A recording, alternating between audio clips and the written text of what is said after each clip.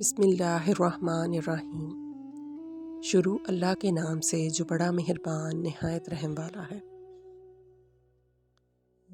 حضرت عبداللہ بن عمر رضی اللہ عنہ سے روایت ہے، انہوں نے کہا جب مسلمان مدینہ آئے تو وہ اکٹھے ہو جاتے اور نمازوں کے اوقات کا انتظار کرتے، کوئی اس کا اعلان نہیں کرتا تھا۔ ایک دن انہوں نے اس کے بارے میں گفتگو کی تو بعض نے کہا عیسائیوں کے گھنٹے کی مانند 1 گھنٹہ لے لو، اور بعض نے کہا یہود کے کرنا جیسا کرنا۔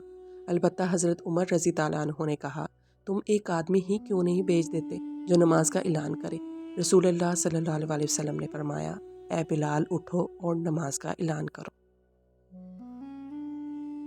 حضرت ابن عمر رضی اللہ عنہ سے روایت ہے، انہوں نے کہا رسول اللہ صلی اللہ علیہ وسلم کے 2 مؤذن تھے، بلال اور نبینہ ابن ام المکتوم رضی اللہ عنہ۔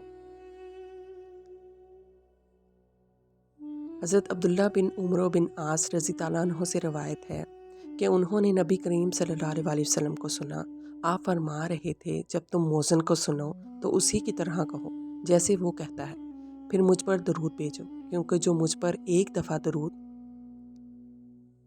بھیجتا ہے اللہ تعالیٰ اس کے بدلے میں اس پر 10 رحمتیں نازل فرماتا ہے۔ پھر اللہ تعالیٰ سے میرے لیے وسیلہ مانگو، کیونکہ وہ جنت میں ایک مقام ہے جو اللہ کے بندوں میں سے صرف ایک بندے کو ملے گا، اور مجھے امید ہے میں ہوں گا۔ چنانچہ جس نے میرے لیے وسیلہ طلب کیا اس کے لیے میری شفاعت واجب ہوگی۔ حضرت ابو ہریرہ رضی اللہ عنہ سے روایت کی کہ نبی کریم صلی اللہ علیہ وسلم نے فرمایا، شیطان جب نماز کے لیے پکار کی آواز سنتا ہے تو کوس مارتا ہوا بھاگتا ہے تاکہ مؤذن کی آواز نہ سن سکے۔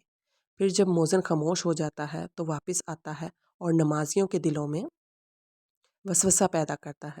پھر جب اقامت سنتا ہے تو چلا جاتا ہے تاکہ اس کی آواز نہ سنے۔ پھر جب وہ خاموش ہو جاتا ہے تو واپس آتا ہے اور لوگوں کے دلوں میں وسوسہ ڈالتا ہے۔